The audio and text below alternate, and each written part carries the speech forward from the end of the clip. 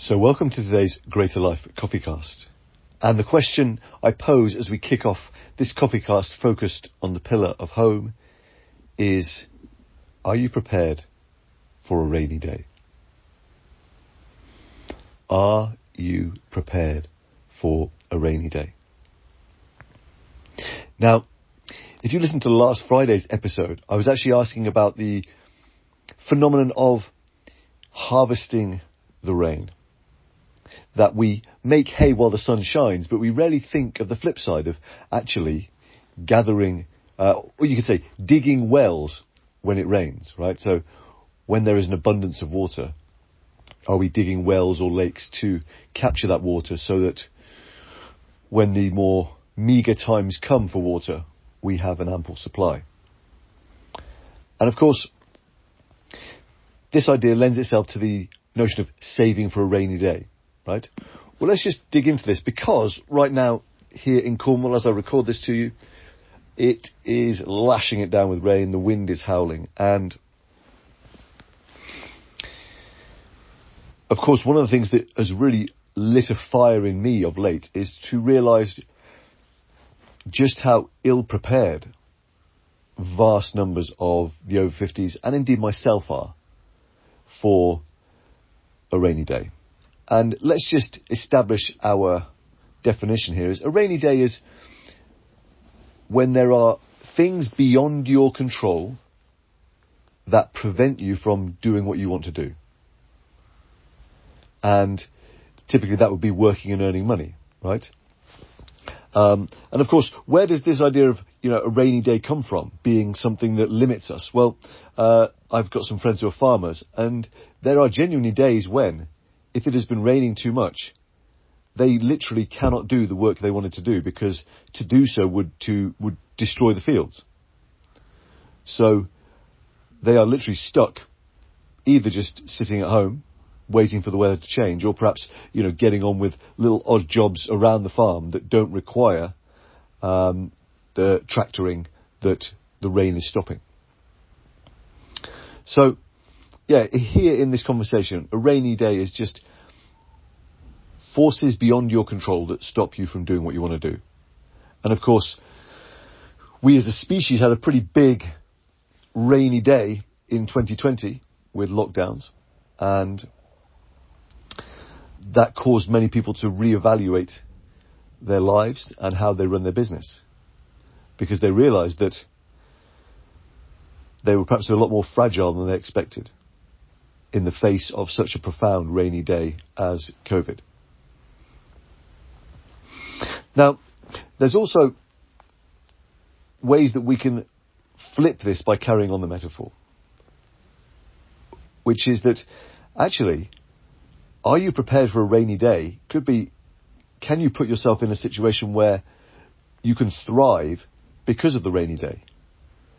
And an example of this would be, well, if you put some wellies on and some waterproof trousers, you could go out in the rain and splash around and have an amazing time just playing and having fun. But if you didn't want to get wet, it would mean that you had to be prepared by having the wellies and the waterproof trousers and some kind of Mac.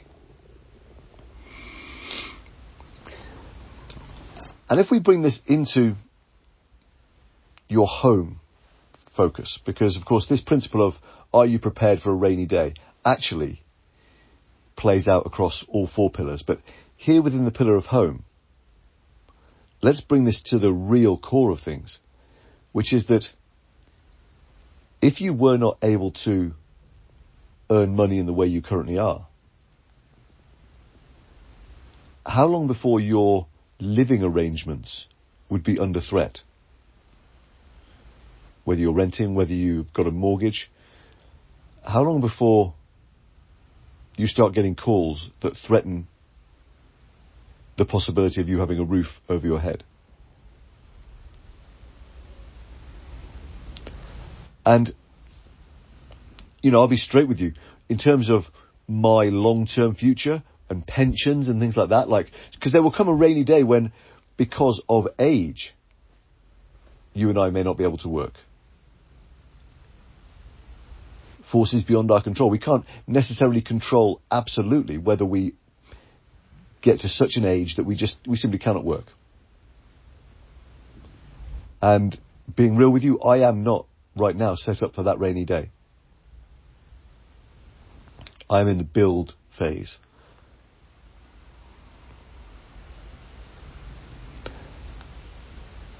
And of course, that day could come sooner than we might think.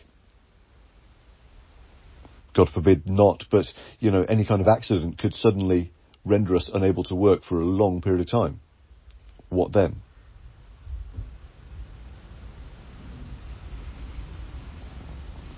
And the fact is, there aren't actually any easy answers here, particularly once you get past 50, because if you don't have the resources saved for a quote-unquote rainy day, then time is not on your side, and I've said this before. So what it does mean is that the onus on your business being successful heightens. And so then the question becomes or rather, where in your business are you at risk of a rainy day dramatically impacting your success, i.e. forces beyond your control, like a COVID, that would impact your ability to make money. And so just, case in point, a friend of mine, before COVID had a business that was predominantly events based, and he had to navigate turning round a £600,000 hole in his business because his business was overly reliant on events. And of course, in a world of COVID, that was a big no-no. So, for yourself, if you are currently reliant on only one means of bringing in an income, how can you diversify that? And of course, right now we are focused on high hustle ideas, but of course you can see that a rainy day is going to impact most profoundly, actually, your home in the long term, and your home being your relationships with others, your physical space where you live, and how you feel in and of yourself. So, how prepared are you for a rainy day? And what can you do this week to change things if the answer to the first part of that question is not very? And you are not alone in this. If you're listening to this, this is why Greater Life exists.